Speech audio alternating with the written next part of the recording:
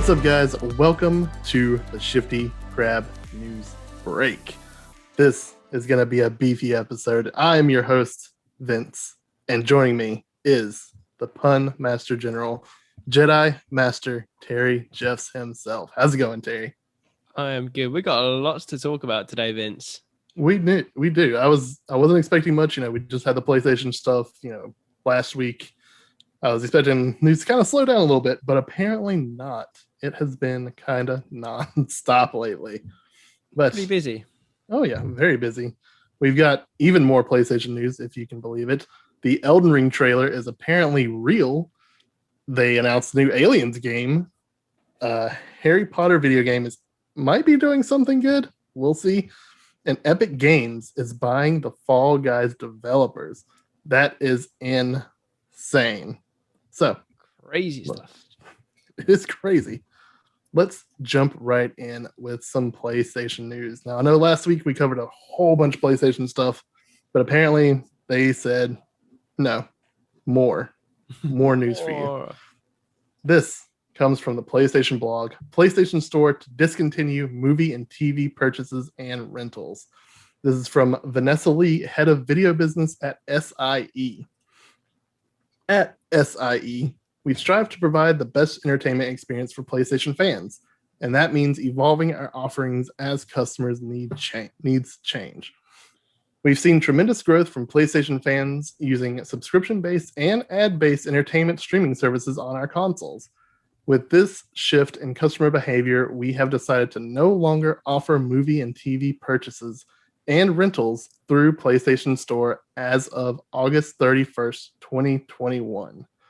When this change takes effect, users can still access movie and TV content they have purchased through PlayStation Store for on-demand playback on their PS4, PS5, and mobile devices. We thank our fans for their continued support, and we look forward to further enhancing the entertainment experience on PlayStation. So this was an interesting one that kind of cropped up, because it's not every day you see a major, I guess you would consider PlayStation a subsidiary of Sony, who themselves make movies, to basically no longer offer movies, purchasing movies on their platform. Yeah, essentially. Do you think we saw this change coming, Terry? I mean, I'm not surprised. I've been part of the PlayStation ecosystem since it began. I remember when they first launched this kind of like movie TV streaming service on the PlayStation 3, and I consider myself to be pretty involved and trying out everything that kind of PlayStation puts out there. I can tell you right now, I have never once downloaded a film or watched a TV series through the PlayStation Store app. I think I've accidentally kind of flicked on there once or twice back on the PlayStation 4 from the game store and thought, and then just thought, oh my God, look at the prices. And I don't know who's watching these. And I think I can see why they've done this, because when they launched this, obviously there wasn't that much of a competition, but even back then it wasn't really great. Netflix was in its early days, and I think we may have had some form of Amazon Prime back then. I'm not sure. But now, I mean, who's really going with the offerings we've got now with Disney Plus and HBO Max? Who's going to PlayStation to buy films and TV shows? Exactly. I mean, for me, I mainly watch things through my Xbox, usually Netflix, Hulu, HBO, whatever have you. But I do have my Xbox account linked to the Movies Anywhere account. So basically, any digital purchase via movies I have on my Movies Anywhere account is on my Xbox. So generally, if say I don't want to bother getting one of my Blu-rays off the shelf, I can just load up the app and start watching, whatever through there. But I've never no, that's not true. I rented Blade Runner 2049 from Xbox one time, just because I wanted to see. What a film, by the way! What a film! Absolutely amazing. One of my all-time favorite films. That. Oh, absolutely. Just basically because I wanted to watch it in 4K, UHD. But at the time, my TV didn't super support 4K, so it was kind of a waste. But then I did eventually end up buying the 4K Blu-ray anyway, which I still need to watch on my new TV because I think that's going to look amazing. Yeah. I think that was one of the first things I watched when I got my 4K TV, watching that 4K. Yeah, I mean, aside from that, it's basically I've just used, Amazon and all that. Yeah. Anyway, so it's kind of a defunct service, whether if it's on PlayStation or Xbox. I mean, I don't know many people who really flock to there to actually buy their digital movies anyway. No, I mean, and who knows? I mean, this could be a move that's to then be followed on by Sony maybe launching like a full-on streaming service. I don't know. I don't think that they're involved with any other one that I can think of. Obviously, you've got Warner Brothers doing the HBO Max. Everyone's doing their own thing now. Everyone's got their own platform. So you would think that they'd like to have something, but the PlayStation Store is not it. People aren't going to the PlayStation Store to get this content. So I can imagine that they've obviously looked at the data and this has been like, do you know what? We're kind of measuring this up against what people are using their Netflix apps and their Amazon Prime apps and their Disney Plus apps on our PlayStations. What are we really doing here? Is this really going to be like cost effective to keep continuing to do this? Yeah. And you can only think like the partnerships they'd have to do with all these different studio companies just to get the movies on there anyway. Yeah. So it's what they're making from it is probably not covering, the cost to have them actually on there anyway. No. So it's probably a pretty smart move. Yeah. But you remember the PlayStation TV? I do remember that little streaming TV. App. Never forget. I remember seeing that and thinking, this might be interesting. Yeah. But then it was dead after like what, a year? Yeah. Maybe 2. That's the thing, you got to give it to them. They do experiment with these things, but this experiment went on a little bit longer than I thought it would. But yeah, so no surprise for me to see this coming to an end. I don't know. I mean, it's probably a smart move. Do you see maybe Xbox following suit at some point, or I don't know. Just PlayStation thing? Possibly. I think PlayStation have started to go down a very different path since the launch of the PlayStation 4. Like they went, obviously we all know the story with the PlayStation 3 and them trying to really launch that as a multimedia device. And I guess where all this kind of stuff started. But they've slowly just kind of like funneled out of that now, like with the PlayStation 4, pretty much like, okay, this is now, we are just focusing on gamers. This is a games machine. This is what we're doing. Even like with the PlayStation 5 doesn't have a 4K Blu-ray drive, which is kind of crazy when you think about it. Like, but yeah, I mean, it's and they invented the Blu-ray disc. They own it. They own the patent for the Blu-ray disc. But yeah, I don't know. It's strange, but obviously they've got their vision. I like it. I like it that it's just like we're just focusing on this being a games console now. Obviously, you're gonna have your streaming apps. Everything's got. You buy a microwave these days, it's got to run Netflix on it. Like but I want them just to focus on that game, the game store, and what games they're making for it and stuff like that. Yeah, as with Xbox, I don't know. It's different with Microsoft, isn't it? Because they've got their fingers in so many different pies anyway, in terms of like software and kind of services they're offering. Like whereas Sony is very, very much just like hardware and their games division. So that's true. Who knows? I mean, well, even still, Microsoft's apparently, partnering with Paramount to do the Halo TV series now. I saw that news break, a little while ago, I think a couple weeks ago, maybe. Yeah. So it's interesting that they're going to maybe put that out there on something else. So maybe this is the way forward. Partner with streaming apps to put some decent content out there. You want to get it in front of people. Like, let's be honest. I remember when PlayStation announced like their what was it was like a comic. They were making a series based on a comic, like an exclusive, and it was going to come to the PlayStation Store. See, stuff like that is just not going to work anymore. If you want to make something, do it in partnership with Netflix or something like that. Get it in front of people. You got to get that. Like we saw it with Cobra Kai. Cobra Kai was a YouTube Red series, and it had like a small niche following for I think like 2 series. But as soon as Netflix got it on board, like everyone's talking about it now. It's the hot new thing because just everyone's watching it. Netflix can put it in front of people. So yeah, I think the companies like Sony need to see where their strengths lie and where they don't. and go, okay, do you know what? We'll give this to you. You do this. We'll back off of like trying to, put this kind of stuff for a games console. I mean, it's the smart move, really. If someone else can handle it and do it better, why not? Yeah. Absolutely, why not? But why not? We are still going to keep on this movie train because, Terry, did you know there's a new Aliens game coming out this year? This is from Polygon via Michael Werder. Aliens Fireteam is an all-new co-op bug hunt for the Colonial Marines. The distinction between Alien and Aliens is clear to any fan of the franchise when dealing with plurals. Expect a firefight. Such is the case in Aliens Fireteam, a new third-person cooperative survival shooter where players take on the role of a green colonial marine who knows exactly what they're getting themselves into. Aliens Fireteam is set after the events of Alien 3, when the deadly xenomorph is no longer secret or myth.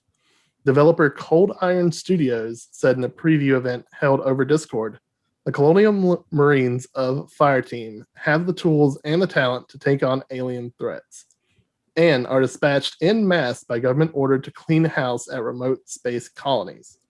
But that doesn't mean that this will be a simple bug hunt. Cold Iron promises an intense challenge with 11 xenomorph types, deadly Weyland-Yutani synthetics, and other enemies awaiting players on the surface of far-off planets. The Colonial Marines of Fireteam are by no means defenseless. Head of Cold Iron Studios, Craig Zavin... Jesus. Zinkitchev said in a presentation, I just took a shot in the dark at that. Oh, yikes. Yeah, Zinkiewicz. Zinkiewicz? Yeah. Probably is closer to right. Grouping up in teams of 3, players will have weapons and class-specific talents to help them in battle. Weapons include the standard issue M41A pulse rifle and fragmentation grenades, but also new inventions like charge coils, sticky shot grenades that stun xenomorphs in place. And the article goes on, gives you more details. It's absolutely an interesting read. Go over to Polygon, give Michael McWhorter that click, and check out the trailer for Aliens Fireteam. Terry, are you at all interested in this game? I am very interested in this game. I watched the trailer literally 5 minutes before we started recording, and yeah, I mean, I don't know anything. Well, first of all, I should clear up. I don't know if you know this, Vince, but I'm a huge Aliens fan. Like, we done a debate. We did a debate a few weeks ago. Our favorite movie franchises, and Aliens for me would have gone close on there, just purely for Alien and Aliens, which are two of my favorite films of all time. And I've got a lot of love for Alien 3 as well, which I know is the black sheep of that trilogy. But I just love that franchise. And so if I see anything coming out of it, I'm interested. I don't know anything about this developer. And from looking at the trailer, I mean, it looks cool. I mean, obviously we got Alien Isolation, which was amazing. It's like peak Alien games, because obviously that was very much coming off of what the tone of the original Alien film is. This is very much what the tone of Aliens is, like in you know, being a sci-fi action game of the James Cameron kind. Obviously get those Colonial Marines vibes, because it pretty much is Colonial Marines, but reskinned in the gameplay of the kind of Left 4 Dead games. And that's what interests me, because I didn't really until I saw this, I was like, oh yeah, of course, that's like perfect matchup, isn't it? Like, right? A Left 4 Dead type game set in the Aliens world. Yeah, perfect. But again, looks great. It looks fun. Like, but I don't know anything about this developer for me to be like, yeah, they're going to be able to pull this off. This is going to come out like in top quality. I don't know, but either way, I'm interested. I'm in. I want to play this, even if at the very least, this is going to be good fun to play. Because again, I just want to be in that situation with like the motion tracker going off, just hordes of aliens coming out of me, like just, this looks awesome. I mean, for sure, it definitely has to be better than Colonial Marines because that Oh God, had it had an interesting premise for sure.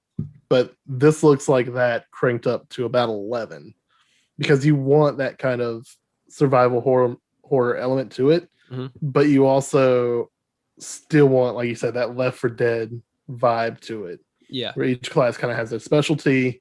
You're just like mowing down waves of xenomorphs. It looked and that trailer looked incredible. I mm, was a bit worried because the last time they did kind of with Colonial Marines wasn't great, no, but looking at this studio, I'm on their website and it's not a whole lot of information. It looks like it's just the Alien game so far.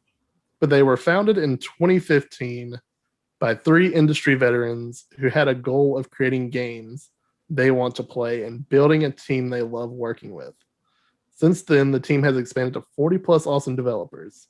We're a diverse group of passionate gamers with decades of experience developing and launching award-winning shooter, MMO, and action titles. Currently, the team is working on a new PC and console shooter based on the Alien franchise. And then they're also hiring as well. So it could be interesting. I mean, it didn't list who, the industry veterans were, but mm. if they sat down and was like, we want to make an Aliens game, let's make an awesome ass Alien games. And yeah, I'm in. Like, It same with looks you. like I mean, it looks like the quality's there from what I've seen. I'm interested to know more. Like you said, I want to take more of a deeper dive into, okay, who are the people behind this? What I'd like to see some kind of behind the scenes, development like video showing, okay, here's what our aims are, here's what we want to do, kind of thing. Because what I don't want to see is another way just to try and cash in on the franchise. Because God, that's another thing as well. Like being a fan of the Aliens franchise is painful because when you've seen what has happened to it, with the Alien versus Predator films and just some of the games and stuff that come out. I mean, it's just God. I mean, Geiger would be turning in his grave. Let's just say that. But That's true. yeah. I mean, but I'm always interested to see when people do it right, like we got with Alien Isolation. So Oh, yeah. yeah. I hope this is going to be good because yeah, I'm craving for a new. I mean, is it Back for Blood, the new Yes. yeah, I mean that That I'm looks hyped for fantastic. because I loved Left 4 Dead back in the day. Left 4 Dead 1 and Mhm. 2 for me is the very pinnacle of not only zombie like horde games, but like group shooters, like team-based Yeah. shooters. That is I hold that up to as the gold standard. So I've been craving something new like that. So when I saw Back for Blood, really excited about that. And now I'm seeing this. I'm like, okay, they seem to be making a comeback now. There's like seems to be a thirst for these kind of games. Yeah, let's hope so. Because, I mean, Back for Blood got me really excited. This looks extremely exciting. And it seems like we won't have to wait too long. No. In the article from, what was his name again? Michael McWhirter, it says that Aliens Fireteam is coming to PlayStation 4, PlayStation 5, Windows PC, Xbox One, and Xbox Series X sometime in summer 2021. Nice. Yeah, When do you think I'm we'll get an liking it. official release date?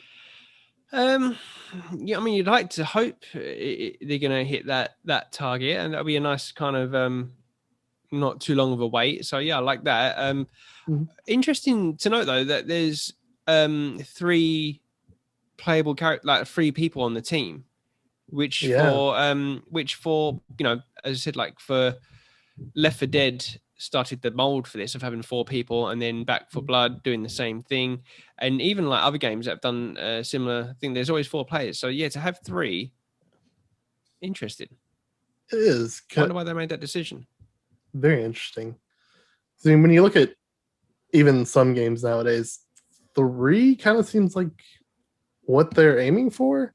I mean, if you play Destiny, it's 3 people in a fire team, 6 people for raids. So that's Oh, also that kind of makes weird. sense. Yeah. I guess I forgot about that with Destiny. Yeah. Yeah.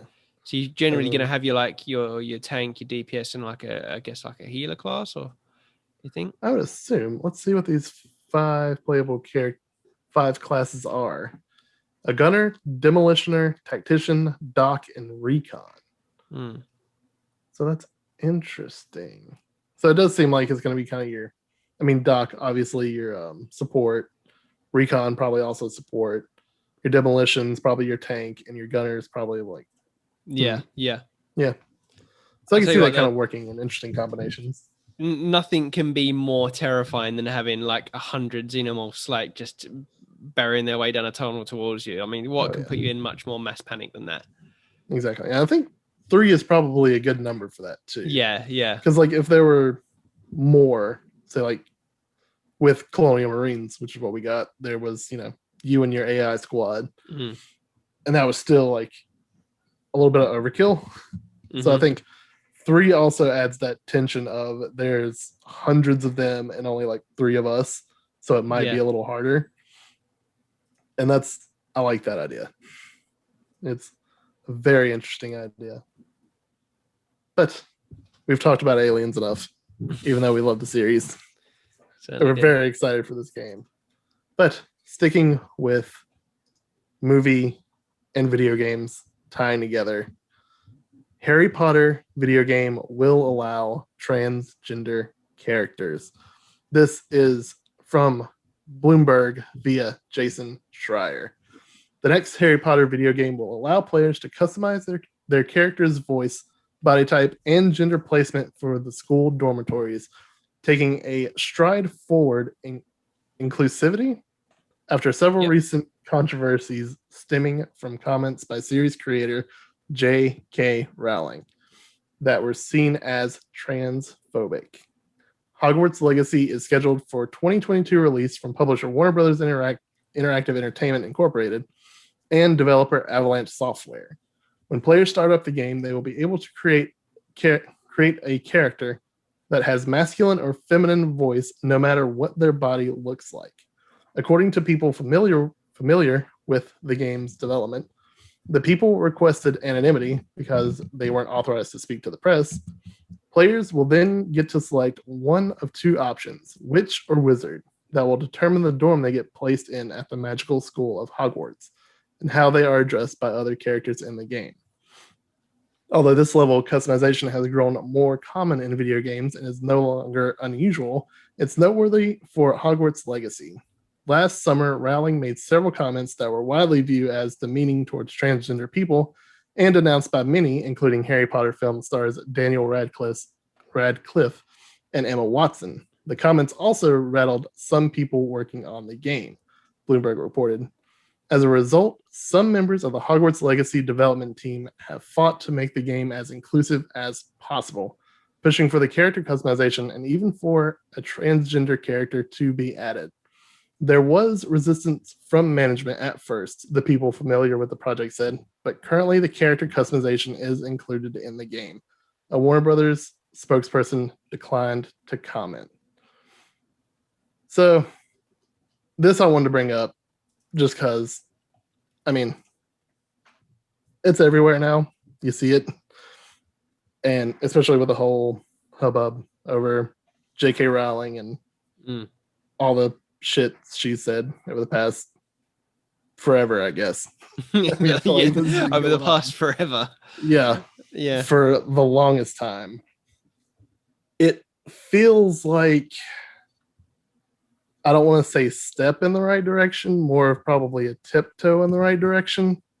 Because, like Jason Schreier had said, we had seen this in video games before where you can, change out your voice and the characters. I remember that from like Saints Row, where you could, make your character, then give them like either like 3 different male voices or 3 different female voices. It didn't have to specifically go with whatever gender your character was supposed to be. And then we saw that with Cyberpunk through like all its kind of failings recently, did have the option to, either have more of a masculine figure with, feminine voices or a feminine figure with masculine voices. And you can kind of change up your character however you want it that way. So while, it's not new, it's interesting that they're doing this now for a Harry Potter game. What are your thoughts there? I don't think this is something that they would have originally planned to do. This is purely you could say, I don't know, like political move to keep the fans on board, because obviously, like you said, the whole J.K. Rowling thing is completely overshadowed, I feel like, everything to do with this game, which sucks. I mean, I'm not a Harry Potter fan, so I've got really no affinity for the series. It's a thing I'd like to get into, but I just I've never taken to it.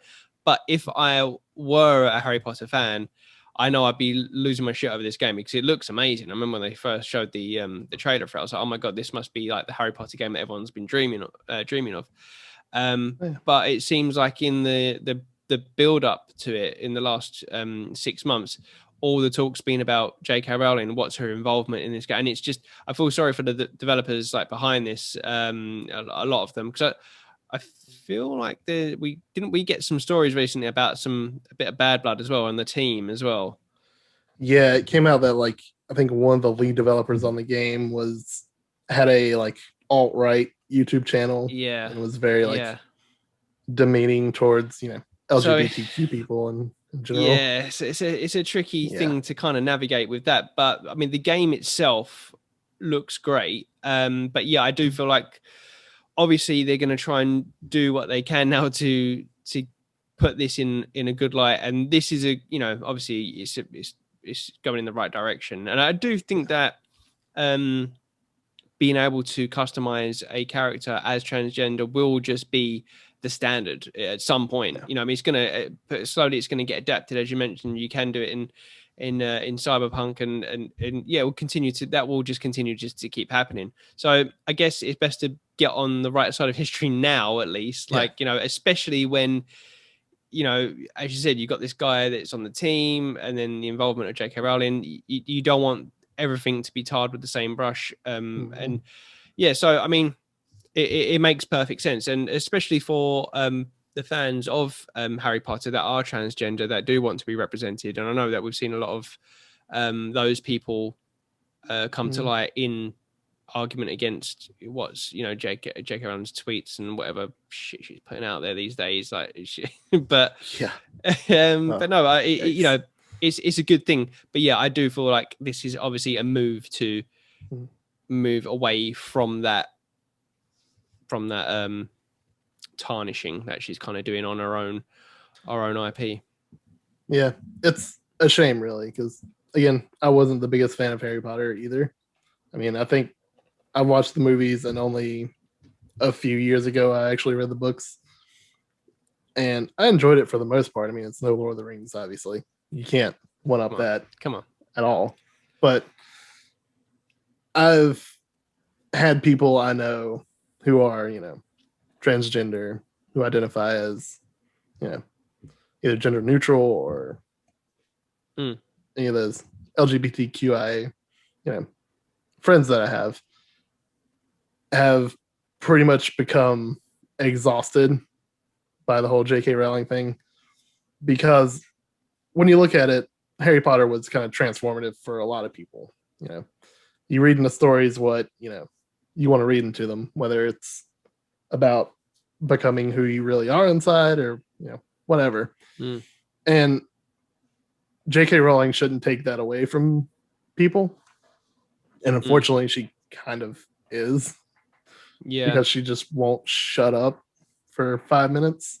And it's a shame, because there's so much love that people have for Harry Potter that it's just kind of unfortunate that she's like this, to be fair. Yeah, it really is unfortunate especially when you love something and you're passionate about something, and you have something that means so much to you, and then the creator behind that turns out to be not a good person at all. And then it just makes you feel like, it kind of like tarnishes that thing that you have. I mean, it's probably a good thing that if Tolkien was alive now and he had a Twitter account, we might be saying different things about Lord of the Rings. Fair. So I don't know, who knows? You just don't know. But yeah, I feel like we're going to get this kind of stuff going on all the time now. Not necessarily to this extent, because she kind of does take this to another level. But yeah, it's a shame. It's a shame. It is. But this is a good, it's a positive move. It's the thing with this game is that they're damned if they do, damned if they don't kind of thing. Like But this is the right move to make, I think. Yeah. And the developers fighting for it definitely says something about the people who are working on the game. I mean, that was one guy who had that YouTube channel who was talking shit, but there are people on the team who absolutely want this to be a thing and want people to be represented in their game. And it's good on them for pushing back. Yeah, for sure. And I'm glad to see that it actually got through, even though apparently management was kind of uneasy about it.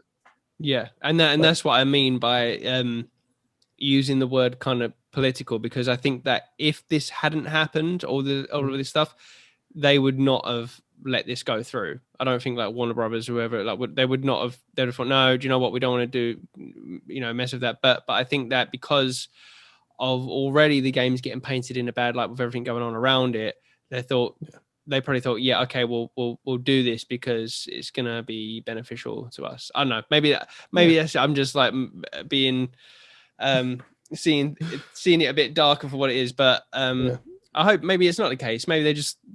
Maybe this was something that they wanted to get on board. Now they Warner Brothers saw it and thought, yeah, do you know what? This is what we should be doing. So who knows? I would hope so, because it's an RPG, and when you're making your character an RPG, you want to feel represented in that, right? Yeah. So I think allowing more people to see themselves in video games is obviously a good thing. Absolutely. But it's been a long time since that game was announced or even leaked. Do you remember the leaked trailer for the Harry Potter game? Was it shortly before the actual proper reveal on? Was it? Oh yeah. Was it the reveal was in PlayStation and State of Play, wasn't it? It was, but a few years ago, before that was even a thing, there was a trailer that was put out. I don't even know if it was a trailer. I think it was just early gameplay footage that looked pretty potato quality before this got announced. Yeah, now you're saying it, it's kind of coming back to me. Yeah, I do remember seeing something. Oh, yeah, this was a few years ago. Yeah, because I know there was like talk about this game like for ages. Like, that it was coming out, and then when it finally dropped in that State of Play, I was like, oh, here it is. Finally, we're seeing it. Like the worst kept secret in in games history. Very true. But yeah, I don't remember too much about seeing the original trailer. Yeah, but leaky trailers are a constant thing. Especially potato-looking ones. Especially potato-looking video qualities. I see where you're going now. This one I'm very excited for because the Elden Ring trailer leak is real. It is a thing, and I could not be more excited. This comes from Game Informer via Liana Rupert. From Software fans have been begging for a new look at Elden Ring. And while news has been mum, it looks like a month-old trailer has been circulating online. And a source has confirmed to me that it is real. While not a high-quality video, the internet immediately exploded in excitement over the latest crumb for the new game with the Elden Ring trailer. Quote, I can only imagine what drives you to seek the Elden Ring, says an inquiring voice in the video. Linked at the bottom of this article. Go to the article, watch the trailer if you want. It's not the best quality, I'm going to be honest. Quote, I suppose you can't be talked into turning back. Very well then.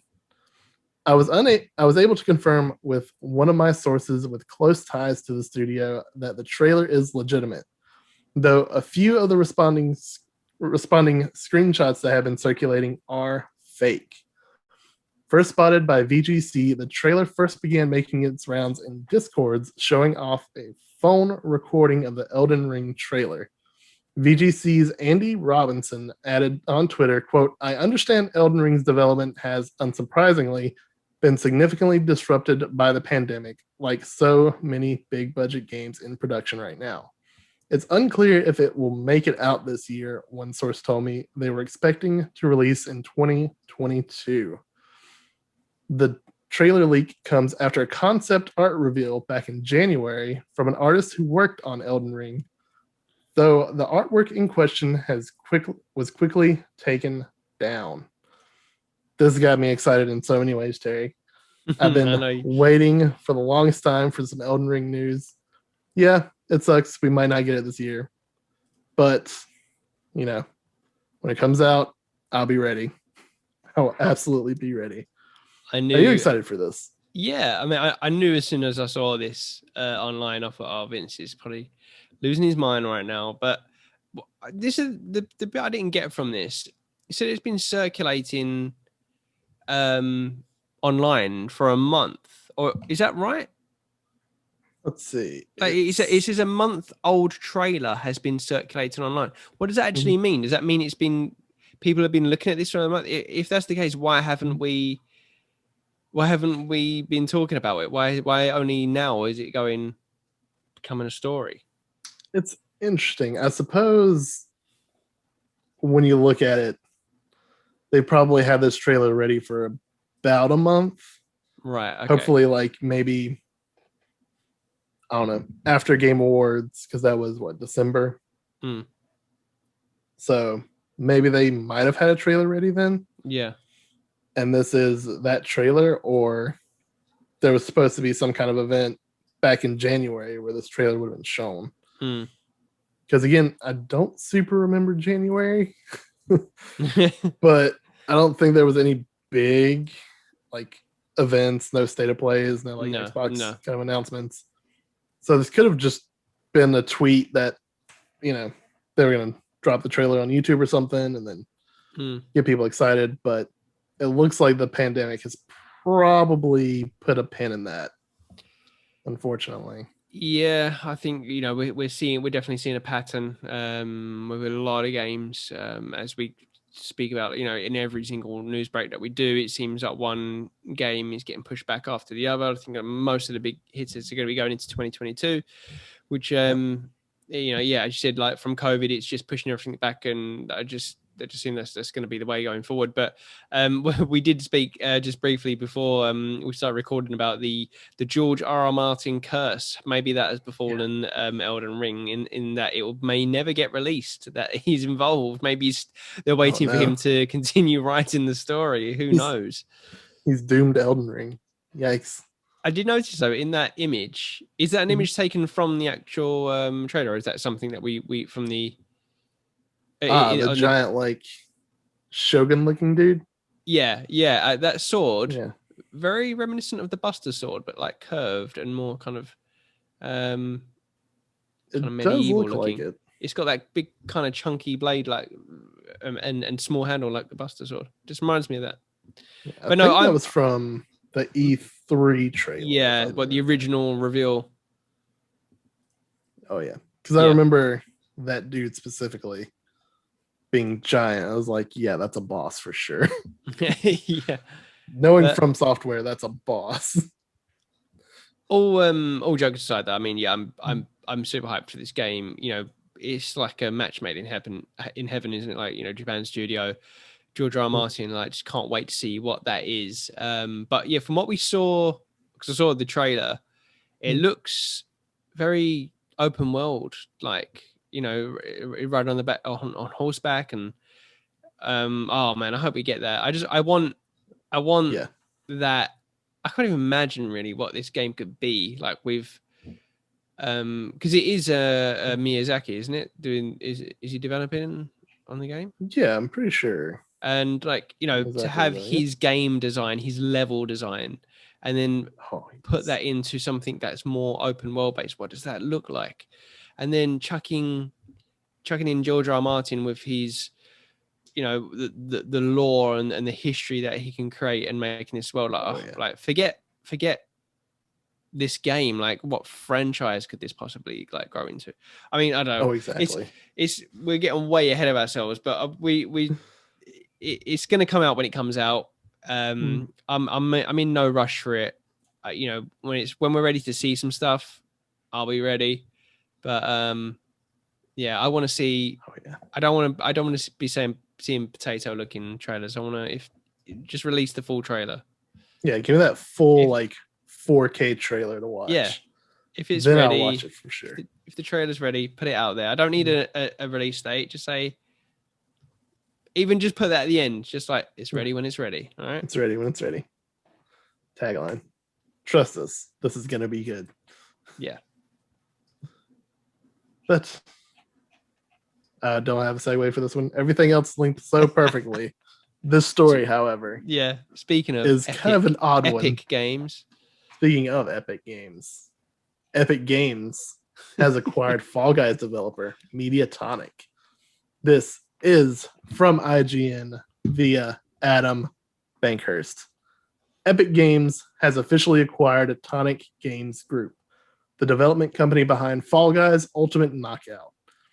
Epic shared the news while also confirming, quote, your gameplay isn't changing and Epic will continue to invest in making the game a great experience for players across platforms.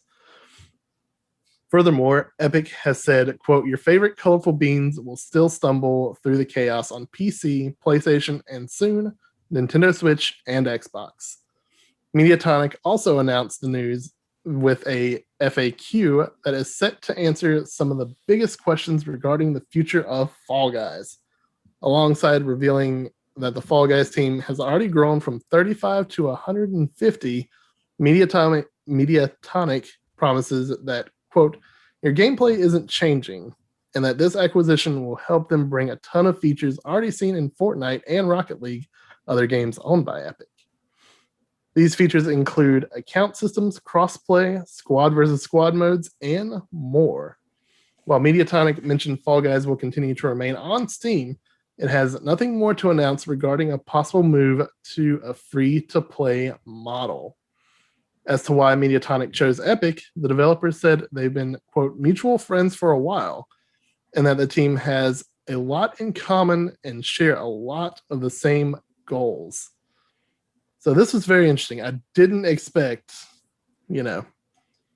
Mediatonic to be bought by someone. I thought, Fall Guys probably doing really good on its own. It was probably one of the biggest games of 2020 that they were going to do good. But now it seems like Epic has stepped in and was like, you know what, we'll take another popular franchise and help make money off that as well.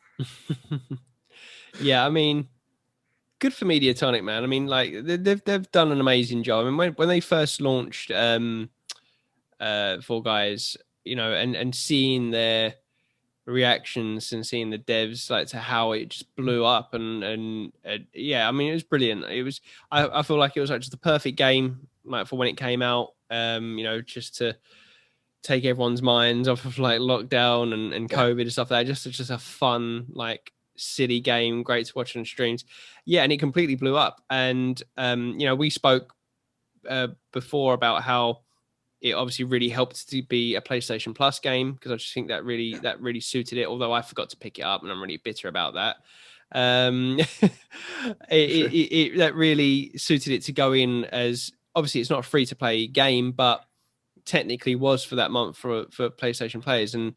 And I know they said in the statement that they are not announcing about anything going free to play, but this is like got free to play written all over it. And I mean, I didn't see this coming, but now that I've seen it, it's like it just makes perfect sense. I mean, obviously they must have come to Mediatonic, Epic must have come to them with a really good offer for them to go along with this. And Epic have been doing, like, from what I've seen, and I don't know, I'm out of the Rocket League kind of circle at the moment, but they don't seem to have done bad with Rocket League. I mean, it's gone free to play.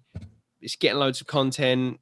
I mean, unless you know any different, Vince? No, I mean, Rocket League is still pretty popular right now. I mean, I don't see a whole lot on it, but what I do, it's been like, people still absolutely love Rocket League. So, Epic's handling them pretty well. I feel like they could also handle Fall Guys extremely well. I mean, with what they're trying to bring to it, what cross-play, squad versus squad, account systems, it seems like they're going to do right by what the game is. Yeah. And it already has like the, microtransactions and all the different suits you can buy. I mean, they were already going down that route, and obviously Epic had seen that and thought, that's going to be a way to make money, and I'm sure they'll just continue doing that, and it'll work well, just as it does in Rocket League, just as it does with every game like that, like Team Fortress, when you buy your hats or whatever, you know, it's just like that. That's the Right. way forward. But I mean, no, I mean, I'm just kind of pleased for Mediatonic, and obviously they've just done a really good job. And yeah, I mean, it makes sense for Epic to have this sitting alongside Rocket League, sitting alongside Fortnite, and you know, all those kind of games. So it's no, it's good. I mean, I've got no strong feelings against it. So although the only thing I would say is, just seems like I don't know if it's because we, you know, starting doing like Shifty Crab and doing a news break, we've become so entrenched in reading the news and looking into it. I don't know if it's I'm just kind of noticing it more now, or if it's becoming more of a thing, but it just seems like every week someone's being bought out by a huge company. And yeah, I mean, are we just going to eventually get down the line where there's just going to be 3 or 5 like major companies that own every studio? I mean, it's already kind of like that, right? Like, you have your big studios like Bethesda. Well, Yeah, not even Bethesda anymore. Xbox owns them. Yeah, exactly. Yeah, like that's even one of the big ones. That's not the big ones that bought all the little ones. The big one's been bought. Oh, yeah, but you've still got like Ubisoft, Activision, which is partnered with Blizzard. I think that was one of the Yeah, exactly. They're either joining or they're like osmosis. They're just kind of like coming into one. I remember the first time I think it was like in film or something at college, and they showed the companies that owned all the media, and I was just like, that's the first time I saw that. I was like, man, it's just 3 companies, like 3 companies, and it was just like they own everything, like everything it's under those umbrellas. And it's the same with anything. You look at any like kind of you know, like food or you know, they're owned by several. And yeah, I just feel like, yeah, obviously if film's gone that way, music's the same. Games are eventually going to go that way, where it's going to be where it used to be just lots of smaller studios. Now it's just going to be these just kind of few big studios, and they're all part of those. Yeah, I think it's kind of inevitable because, like you said, we see it all the time with media companies, like movies, music, video games, no different. Like these bigger studios are going to see like these really good smaller developers and what they can create, and they're just going to start picking them up to help them make, you know, bigger and better games. And that's, I mean, it's good. Like, it's good for the industry for sure, because you're having more talent make more and better games, and you're getting people who, you know, may have started off indie getting recognized for their talent and getting moved up to like a higher company. That's awesome. Yeah. Long run. That's it's good. It's good news. It's good news. It's very good news. So how long until we get a Fall Guys skin in Fortnite though? I don't know. I think we'll when do we get a Shifty Crab costume in Fall Guys? Can you imagine? Just that the would be little crab, like just that wouldn't even be difficult either. It would work perfect. It's a crab. That's what I want to see. That's what I want to see. Oh yeah. See if we can get in contact with Mediatonic and get that happening. Let's do it. Start that partnership right now. Oh, for sure. Well, Epic Games is in North Carolina. It's like they're actually like 4 hours away from me, so I'm over there and why are you wasting time talking to me? Right? Get in the car, Vince. Get going. Yeah. Get the pitch ready. Oh, need to write one up. That should be too hard. Forget Fall Guys. I can probably get us in Fortnite. Here we go.